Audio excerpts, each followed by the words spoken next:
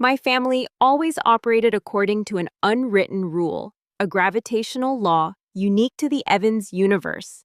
Mark was the sun, and all of us, from my parents down to me, were planets revolving in his brilliant orbit. My brother, Mark Evans, 4 years my senior, was born with a perfect star chart.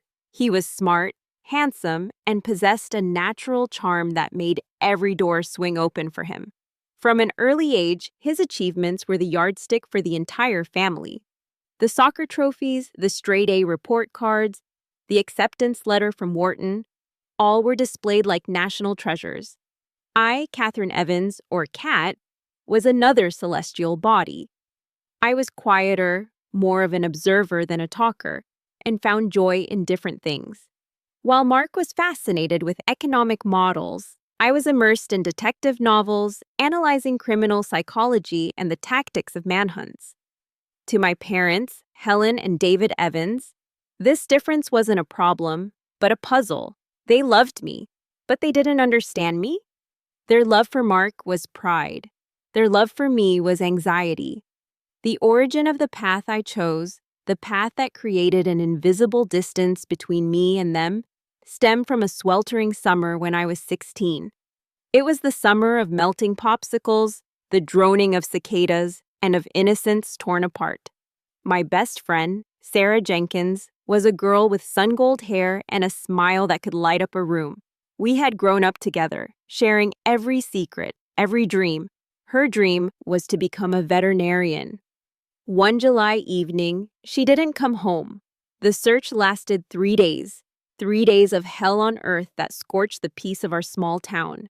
In the end, they found her. Her body was found in a forest not far from her home. The one who did it was a violent felon, someone who had absconded from federal supervision and was hiding like a ghost. He, Franklin Rourke, had slipped through every crack in the system. I vividly remember the feeling of helplessness, a silent rage simmering inside me as I sat at Sarah's funeral, watching her parents shatter.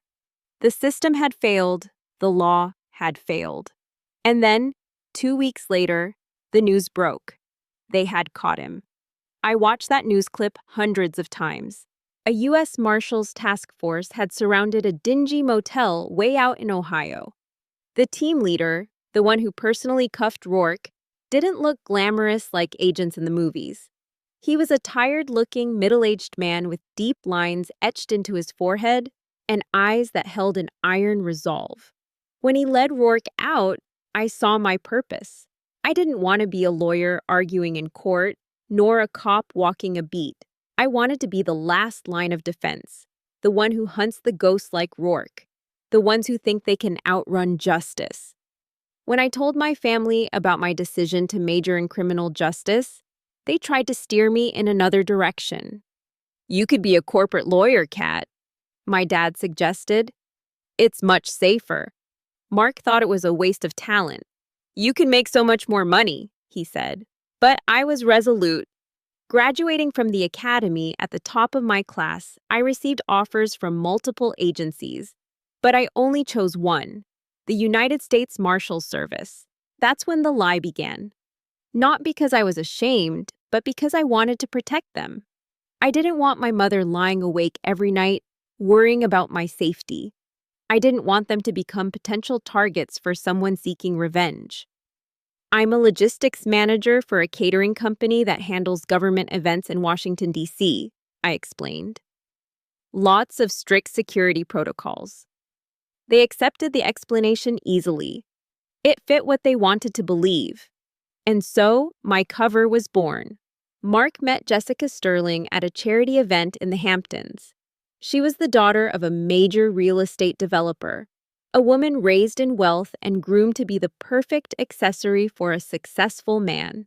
She was coldly beautiful, with glossy black hair, piercing blue eyes, and an air of confidence that bordered on arrogance.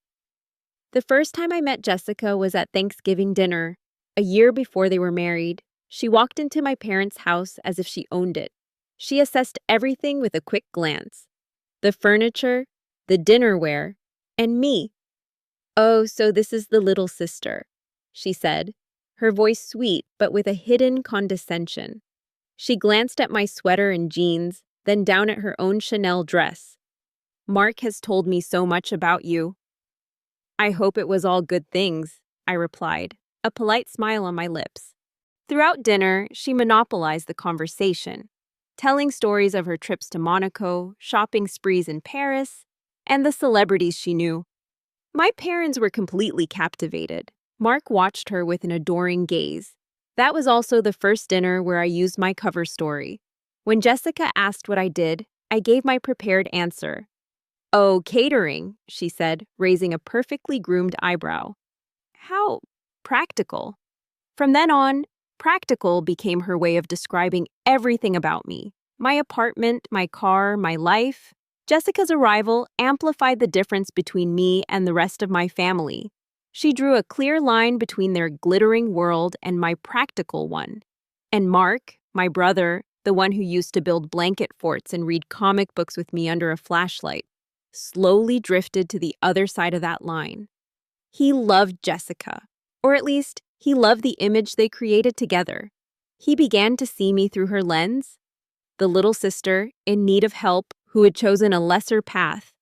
This year's Thanksgiving dinner was just the culmination of years of subtle erosion.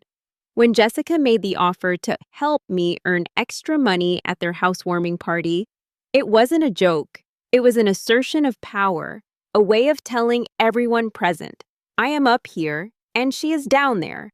And my family's silence, Mark's silence, was their consent. On the way home, Liam broke the silence in the car. "I can't stand her anymore, Kat. How can you be so calm?"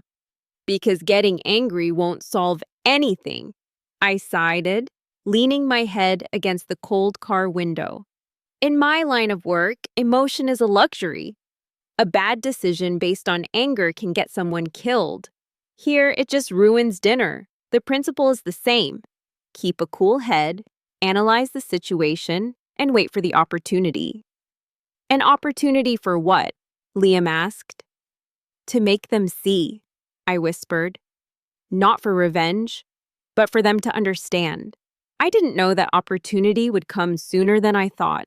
One Tuesday morning, Rick Martinez and I were sitting in an unmarked Ford Taurus, across from a rundown apartment complex in Anacostia. The smell of cold coffee and stale donuts hung in the air. Our target was a fugitive named Leo the Ghost Petrocelli, a mob accountant who specialized in money laundering and had disappeared with $5 million. "You still let your family think you're in catering, Evans?" Rick asked, his eyes glued to his binoculars. "Still do," I replied. "It's easier for everyone." "Easier for them, maybe," Rick muttered, "but not for you. The weight of lies, even well-intentioned ones, erodes you from the inside." He looked at me. "Just make sure that when the time comes, you're the one controlling the narrative, not the other way around." Just then, Petrocelli walked out of the building. He was wearing a cheap tracksuit and a baseball cap. "Target is on the move," I said into my collar mic. We tailed him to a coffee shop. He met another man. "Get pictures," I ordered. The click of a telephoto lens sounded from a nearby van. My life was moments like these, long hours of waiting, followed by minutes of intense action. It was about putting pieces together, following breadcrumbs, and anticipating the next move of smart, dangerous people. That evening, I returned to my apartment. Liam was there, sketching a design on his large drafting table. Our apartment was my sanctuary, the only place I could truly be myself. He looked up and smiled. "Hey, warrior, catch any ghosts?" "Not yet," I laughed. "But we're getting close." I told him about Petrocelli, about the hours of surveillance, about the thrill of finding a new lead. Liam listened intently. He was the only person I could share both halves of my life with. He had known the truth about my job from very early in our relationship. One night, after a rough takedown, I had come home with a cut on my arm. I tried to hide it, but he saw it. "What's this, Kat?" he had asked, his voice gentle but laced with concern. I tried to spin a story about a kitchen accident, but his eyes told me he didn't believe it, and so I told him the truth. I braced myself for the fear, for him to walk away. But instead, he just listened, and when I was finished, he pulled me into his arms. "That explains a lot," he whispered. "The exhaustion in your eyes, the way you always check for the exits in a restaurant, the way you startle at loud noises. I'm not scared, Kat. I'm just proud." From then on, he had become my ally, my secret keeper. He was the one who reminded me that Catherine Evans, Deputy U.S. Marshal, and Kat, the woman he loved, were one and the same. But the pressure was still there. The texts from Jessica, the worried calls from my mother, and Mark's growing distance.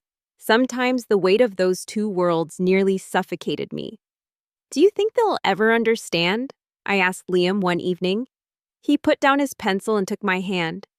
"I think they love you, but they don't know how to show it in the way you need. They look at you and they only see what they're afraid of. But one day, they'll be forced to see who you really are, and that day will change everything." I didn't know that day was coming very soon, and that it would arrive in the form of an operation codenamed Iron Fist. Operation Iron Fist wasn't just a case, it was a many-headed monster, a criminal network that had sunk its roots deep into the East Coast. The gang, led by a ruthless man named Anton Petkov, operated with chilling efficiency. They targeted young women in struggling Eastern European countries, luring them with promises of a good job and a new life in America. But when they arrived, their passports were confiscated, and they were forced to work in secret brothels or disguised massage parlors, held as modern-day slaves. For 6 months, our team had worked tirelessly. We had listened to thousands of phone calls, analyzed terabytes of financial data, and conducted dozens of surveillances. Our briefing room looked like the lair of an obsessed person. Its walls covered with photos of subjects, organizational charts, and maps marked with suspected locations. Our team leader, Senior Inspector David Chen, was a man of few words, but his brain operated like a supercomputer. He had an uncanny ability to see patterns others missed. "They're not just a gang," he said during a briefing, pointing to a series of complex financial transactions on the screen. "They're a corporation. The money is laundered through shell companies in construction and transportation. Petkov is the CEO, and his second-in-command, Dmitry Volkov, is the COO, the Director of Brutality. Rick Martinez and I were assigned to track Volkov. He was an animal, a former Spetsnaz operative with a long history of violence. We knew he was the key to breaking the entire organization.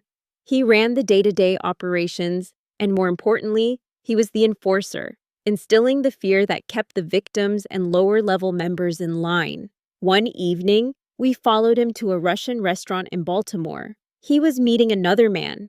Rick and I sat at a nearby table, pretending to be a couple on a date. I wore a simple black dress, something I rarely did. "You look different," Rick remarked, his eyes never leaving Volkov. "Almost normal." "Don't get used to it," I muttered, adjusting the tiny microphone hidden in my earring. We managed to record part of their conversation. Volkov was talking about a new shipment arriving on Friday. It was the break we needed. D-Day was set. While my professional world was heating up, my family world was turning strangely cold. The reminders about the housewarming party came in a flurry, not just from Jessica, but from my mom, too. "What are you going to wear, Kat?" she asked during one phone call. "Do you want me to send you some money to buy a new dress? There are going to be a lot of important people there." "I have dresses, Mom," I replied, while reviewing the surveillance footage of Volkov. "Thanks, though." "Are you sure?" Jessica said the theme is cocktail chic. She said the phrase as if it were a foreign language. "I'll be fine, Mom." I felt a slight pang in my chest. My mother didn't mean any harm. She just wanted me to fit in, to be accepted in her son's new world. But in doing so, she was unintentionally affirming that who I was wasn't good enough. A few days before the raid, Mark called me. "Kat, are you okay?" he asked. "You seem distant lately." "I'm fine, Mark. Just busy with work." "I know, but Jessica went a little too far at Thanksgiving. I'm sorry about that. His apology sounded forced, as if he were reading from a script. It's fine, I lied. I'm used to it. Good. He breathed a sigh of relief, clearly wanting to end this awkward conversation as quickly as possible. So, I'll see you on Saturday. Try to be on time. Jessica wants to take a perfect family photo. I'll try, I said. A perfect family photo. The phrase sounded so empty. The night before the raid, I couldn't sleep. I sat in the darkened living room, my disassembled and meticulously cleaned Glock 22 lying on a mat on the coffee table. Liam came out and sat down beside me. What are you thinking about? He asked gently. About tomorrow, I replied. About what could happen. About those girls and about the party. Your two worlds are about to collide, aren't they? I nodded. I feel like I'm walking on a thin wire between two skyscrapers. On one side is work, dangerous but clear and purposeful. On the other is family, safe but full of vague expectations and judgment. And I'm afraid the wire's about to snap. Liam took my hand, his own warm and steady. Then I'll be down there with a net. No matter what happens, you will never fall alone. I rested my head on his shoulder, taking a deep breath of the scent of gun oil and the smell of oil paint from his studio. For a moment, my two worlds merged into one, and I felt at peace. The Baltimore night was thick and damp. A drizzle was falling, turning the streets into slick black ribbons under the orange streetlights. The warehouse was in a forgotten industrial park, a skeleton of brick and rusted steel. Our Bravo team, 8 strong, moved in silence, black shapes in the darkness. I could feel my own heartbeat, a steady, driving drumbeat of adrenaline and focus. I had double-checked my weapon, my comms, and the plan in my head 100 times. Everything was ready. All teams in position. Marshal Chen's voice came through my earpiece, calm and clear. Execute on my command. Bravo team, breach in 3, 2, 1, go. 2 members of my team used a battering ram on the metal roll-up door. The sound was like thunder, tearing through the night silence. We poured in. Inside, chaos erupted. Shouts in Russian and English. The sharp crack of gunfire. My team moved in practice formation, 2 covering, 2 advancing. Room left clear, I ordered. Martinez and another teammate swarmed in. Clear! The rest of the team and I pushed deeper into the warehouse. The vast space was filled with crates and old machinery. A couple of guards started firing back from behind a stack of pallets. Take cover, I yelled. Bullets whizzed past our heads, striking concrete and metal with sickening ricochets. We returned fire systematically, aiming for their muzzle flashes. One man went down, then another. Over my earpiece, I heard reports from the other teams. Alpha team has target secured. Charlie team has 3 subjects in custody, but our primary target, Volkov, was still unaccounted for. And more importantly, the victims were still missing. Upstairs office, Rick yelled over the radio. I've got a light. Let's go. We charged up a rickety metal staircase. The office door was locked. Rick gave it a hard kick, and the door flew open. Inside, Volkov stood there, his arm locked around a young woman, a pistol pressed to her temple. The girl was sobbing, her eyes wide with terror. Stay back, Volkov roared, his voice a harsh rasp. Back off, or the girl dies. My entire team froze, weapons still raised. Hostage situation. The worst case scenario. Easy now, Dmitri, I said, my voice steady and calming, trying to draw his attention to me. I slowly lowered my weapon a fraction. We can work this out. Nobody needs to get hurt. Who the hell are you? He snarled, his wild eyes scanning me. I'm the one offering you a way out, I said. Let the girl go. You'll be treated fairly under the law. Your law? He laughed maniacally. I know what your law will do to me. I'm never going back to prison. I knew negotiation was futile. He was too desperate. I looked into the eyes of Rick, who was standing beside me. A slight nod. We had practiced this scenario hundreds of times. I needed to create a distraction. Listen, Dmitri, I said, taking a small step forward. You're out of options. Anton Petkov was arrested in Richmond 10 minutes ago. It was a lie. I had no idea about Petkov's status, but I needed to make him hesitate. It worked. For a split second, his eyes narrowed, a flicker of doubt crossing his face. That was all we needed. Instantly, Rick threw a flashbang into the room. It exploded with a deafening bang and a blinding flash of light. In that moment of chaos, I lunged forward. Volkov was disoriented, his gun wavering slightly. I shoved the girl out of his grasp, and at the same time, I fired twice. 2 precise shots to the center of his chest. Volkov collapsed to the floor, his pistol clattering from his hand. Silence descended on the room, broken only by ragged breaths and the girl's soft sobs. I knelt beside her, wrapping her in my arms. "You're safe now," I whispered.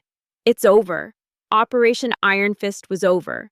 More than 20 subjects arrested, 15 victims rescued. But when I returned to my apartment at dawn, I didn't feel victorious. I just felt a bone-deep exhaustion and a looming sense of dread. My real fight was just beginning. 3 hours of sleep wasn't enough to erase the images of last night, but it was enough for me to function. I stood under the hot shower, trying to wash away the smell of gunpowder, sweat, and fear. But memories weren't so easily washed away. As I applied makeup to cover the bruise on my cheekbone, the result of a collision with a wall during the raid, I felt like I was putting on a mask. I was hiding my true self, Deputy Marshal Evans, to become Kat, the meek caterer's sister. The irony was bitter. Mark and Jessica's mansion in Great Falls was even more opulent than I had imagined. It wasn't just a house, it was a statement. A statement of wealth, power, and status. As we walked in, I felt like I was entering another world, a world of marble, crystal, and fake smiles. Jessica glided over in a stunning red silk dress. "Kat, Liam, so glad you could make it," she chirped. "God, you look exhausted. Another long night washing dishes?" "Something like that," I replied. A lot of dirty things that needed to be cleaned up.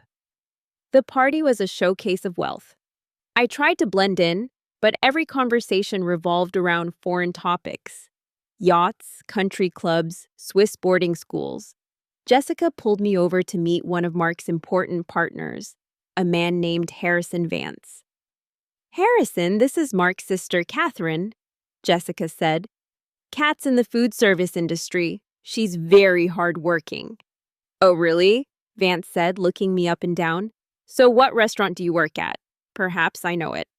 "I work for a private company that caters government events," I replied.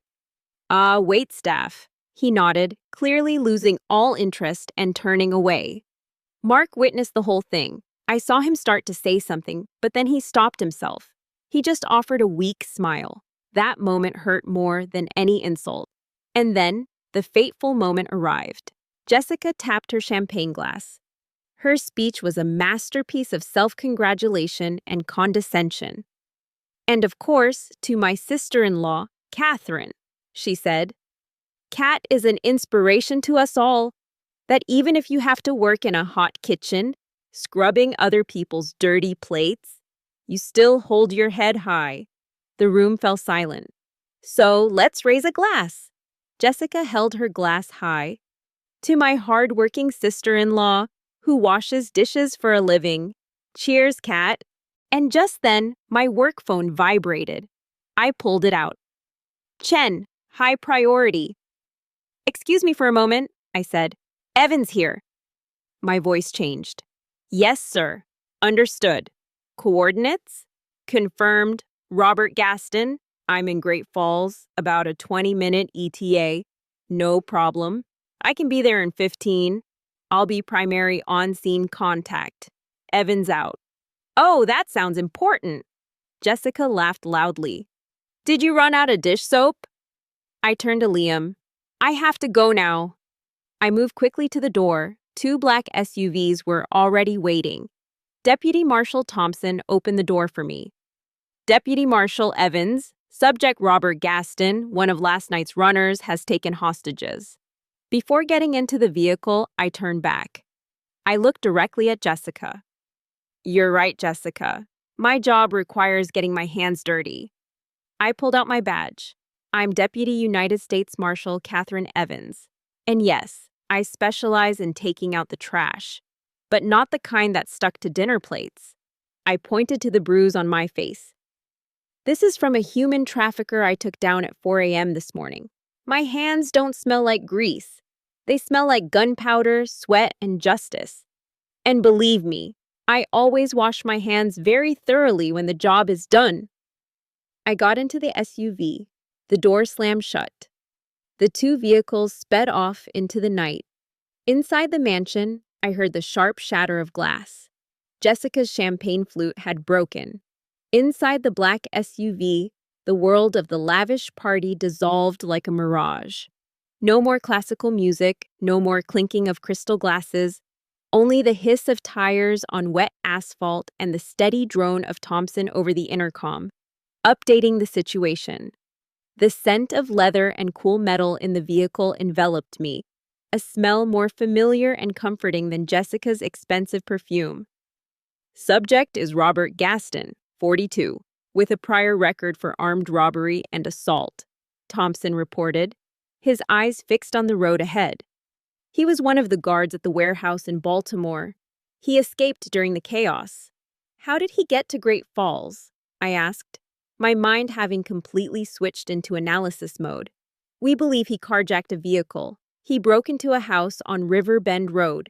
The homeowners, the Peterson family, a husband, wife, and their 10-year-old daughter are inside. A chill ran down my spine. A child. This raised the stakes to a whole new level. Gaston wasn't just a fugitive. He was a cornered animal. And there was nothing more dangerous. As we neared the scene, the flashing red and blue lights of Fairfax County police cars cut through the night. A perimeter had been established. I stepped out of the vehicle, the cold night air hitting my face.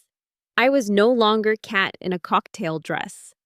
I was Deputy Marshal Evans, on-scene commander until Marshal Chen arrived. The standoff lasted for nearly 2 tense hours. I stood behind a patrol car, using it for cover, and talked to Gaston over a bullhorn. His voice was shaky and panicked. I'm not going back to prison. Don't come any closer. No one wants to hurt you, Robert, I said, my own voice calm and steady. Let the Petersons go. We can talk. Just you and me.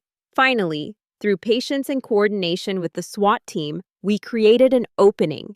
When Gaston was distracted by a diversionary sound, the SWAT team breached the house from the rear. He was taken into custody without a single shot fired. The Peterson family was rescued safely. When it was all over, the adrenaline receded, leaving a deep exhaustion in its wake. Marshal Chen, who had arrived mid-standoff, clapped me on the shoulder. Good work, Evans. You handled that situation perfectly. Thank you, sir. But I have to say, I've never seen one of my officers command a hostage situation in a cocktail dress and heels before, he said with a rare smile. Your family must have had a memorable evening. That's an understatement, sir, I replied. When I returned to my apartment close to midnight, I found my personal phone had practically exploded. 17 missed calls and over 30 text messages. I sank onto the sofa, scrolling through them. Mom, Catherine, call me back immediately. What is happening? Are you okay? Why would you hide this from us? I don't understand anything. I saw on the news. There was a hostage situation in Great Falls. Was that you? Oh my God, Cat! Each exclamation point was a stab of panic. Mark, first message, right after I left. Cat, I don't know what to say. You're a marshal? Are you okay? Who was that guy? Call me. Mark, second message about 10 minutes later. Jessica is freaking out. The whole party fell apart after you left. People won't stop talking. You made her look like a fool in front of all my partners. Mark, third message an hour later. Do you know how important Harrison Vance is? He's the lead investor in my new fund, and now he thinks our family is a circus. His messages were a perfect graph of his shifting priorities, from initial confusion to concern for Jessica, and finally to anger about his own career. His sister had just run into a dangerous situation, but his primary concern was an investor. A profound sadness seeped into my soul. There were no messages from Jessica. Her silence was louder than any scream. Liam was waiting for me, a cup of chamomile tea already brewed. He wrapped his arms around me the moment I walked in. "I saw the news," he said, his voice low and worried. "They said a federal officer negotiated a successful surrender. I knew it was you. Are you okay?" "I'm okay," I breathed out, leaning my head on his shoulder. "Just a long night." I told him everything. He listened, and then he burst out laughing, a full-bellied, joyous laugh. "I wish I could have filmed it," he said through tears of laughter. The look on her face. "Oh my God, Kat, you are a legend." I couldn't help but laugh too.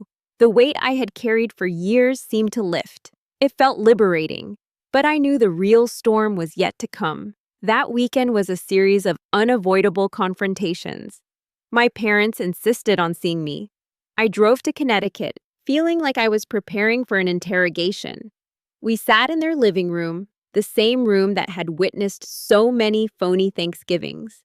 The tension was so thick you could cut it with a knife. My mother started, her voice trembling, her eyes red. "Why, Catherine?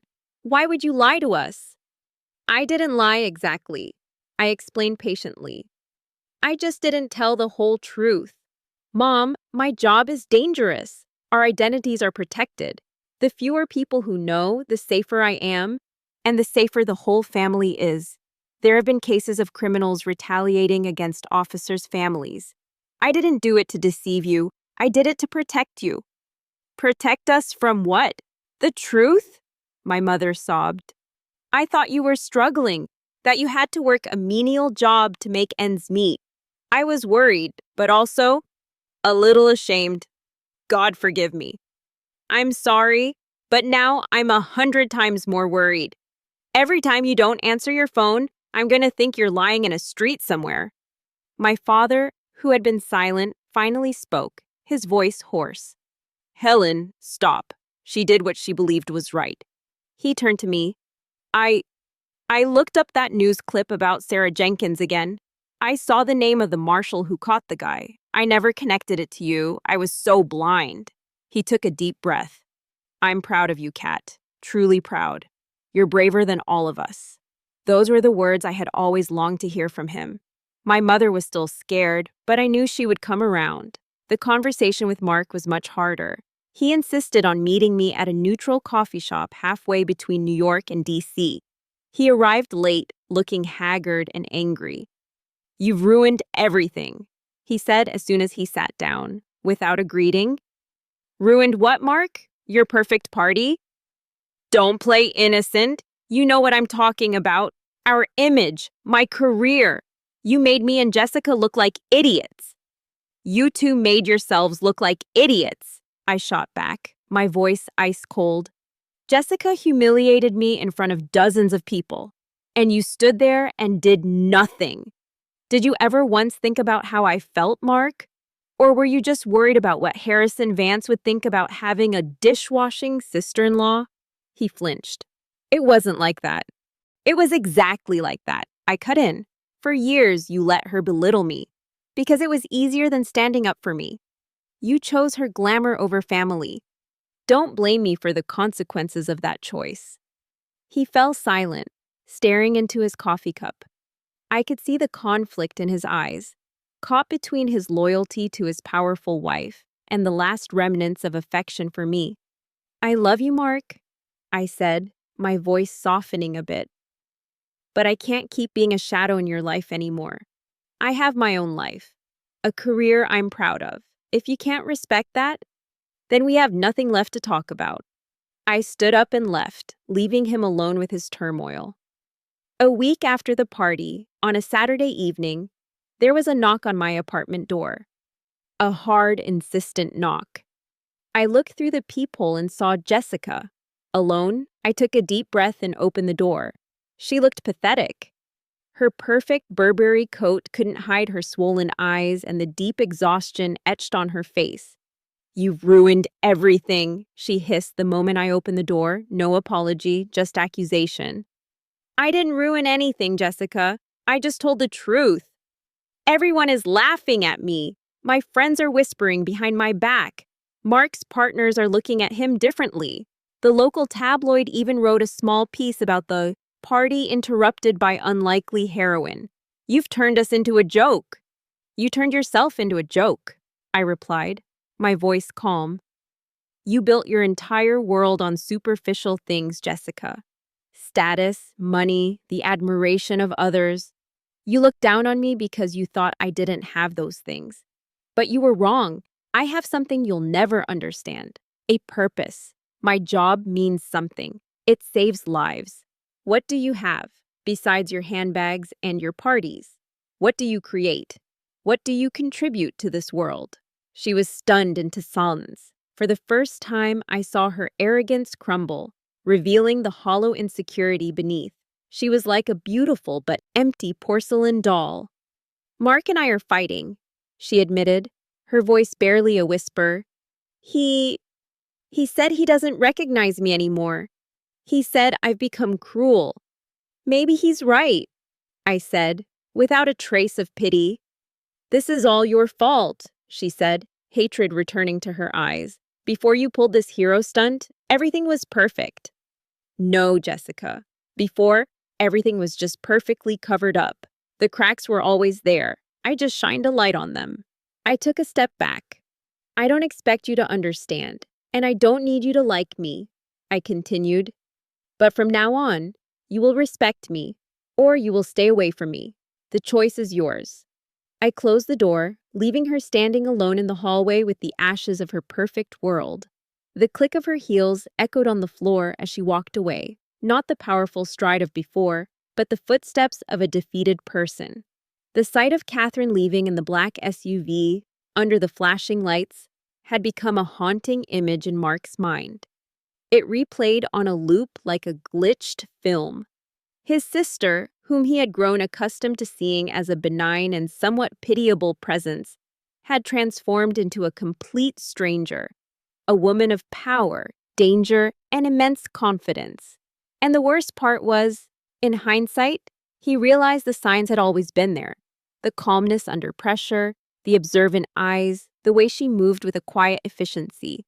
He had seen it all, but he had chosen not to understand. The days following the party were a living hell in the Great Falls mansion. A heavy, accusatory silence filled the house. Jessica had become a storm of rage and bitterness. "You let this happen, Mark," she screamed during a fiery argument in their cavernous living room. "You're her brother. You were supposed to have her under control." "Control her?" Mark laughed bitterly. "Jessica, did you see her? She's not someone who can be controlled. She's a federal officer, for God's sake." "Then why didn't you tell me? You let me look like an idiot. I humiliated her in front of everyone." "You did humiliate her in front of everyone," Mark yelled back, the rage he had suppressed for years finally erupting. "Not look like, you actually did it. You've been doing it for years. You've mocked her job, her clothes, her life. And I, like a coward, stood by and said nothing because I was afraid of upsetting you, afraid of ruining our perfect image." The confession hung in the air between them. Jessica stared at him, stunned.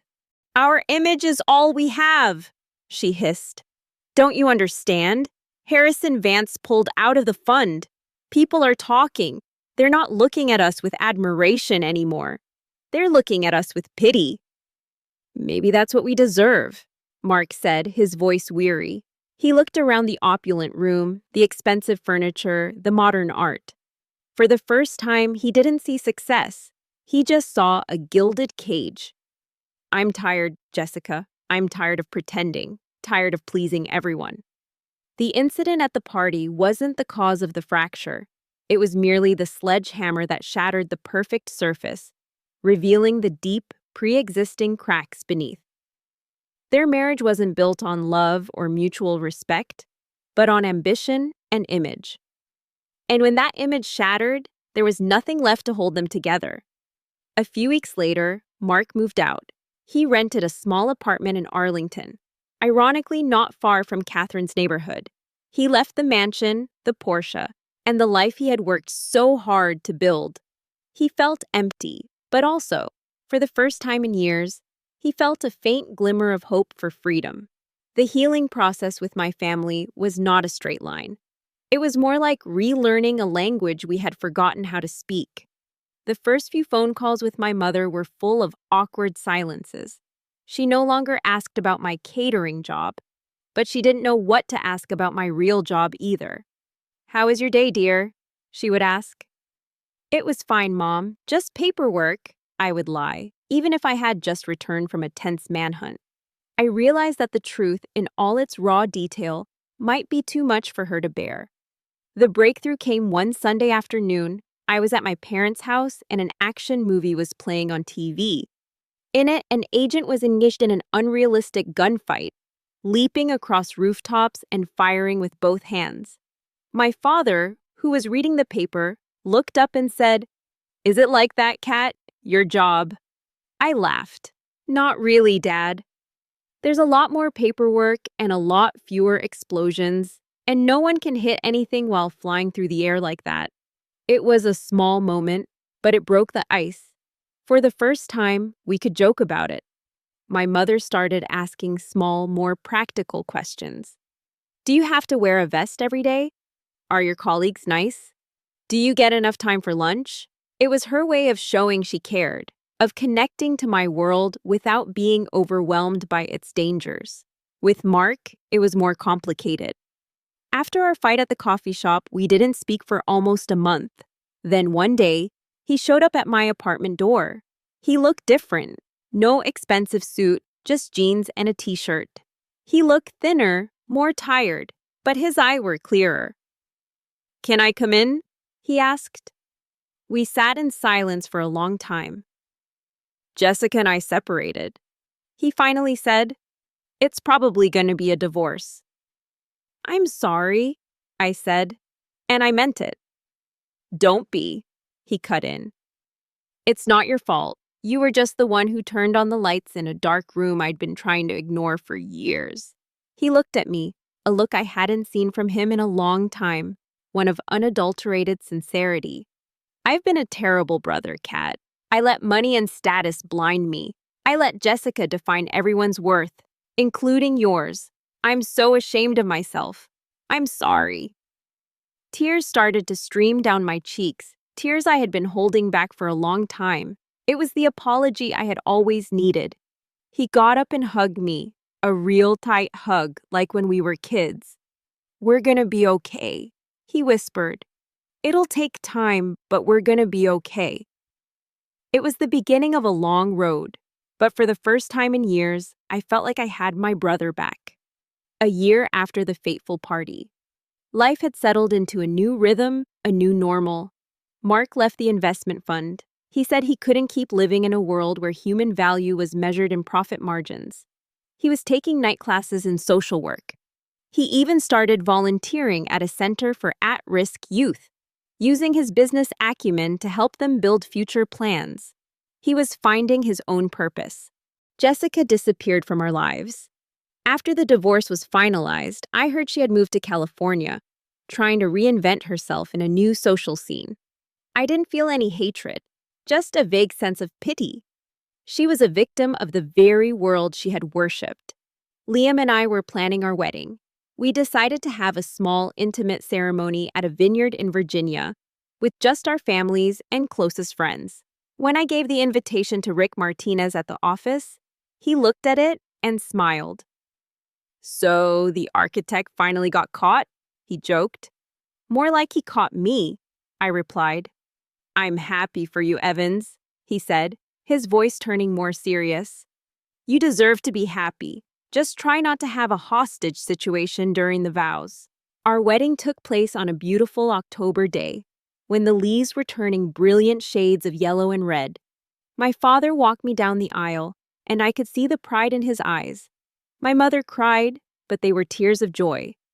Mark stood beside Liam as his best man. As I got closer, he whispered, "You look beautiful, Kat, and you look so happy." Among the guests was my Bravo team, Rick, Thompson, and the others looking so different in sharp suits instead of tactical gear. They were my second family, the people I had been to hell and back with. During the vows, as I looked into Liam's eyes, I saw my entire future. A future of love, respect, and understanding. He didn't just love one half of me, he loved all of me. After the ceremony, at the reception, Mark gave a speech. "I always thought that I was the sun and everyone revolved around me," he said, looking directly at me. "But I was wrong. My sister, Kat, is the one with the real strength. Strength doesn't come from money or status. It comes from courage, from integrity, and from living a life of purpose. Kat, you taught me that. You're my hero. To you and Liam." The room erupted in applause. I looked at Mark, and for the first time in decades, there were no more shadows between us. Weeks after the wedding, life returned to normal, but a redefined normal. One evening, Liam and I were sitting on the porch, watching the stars begin to appear in the sky. He took my hand, turned it over, and looked at my palm. "Still got these calluses," he said softly. "They'll never go away," I replied. "They're a part of who I am."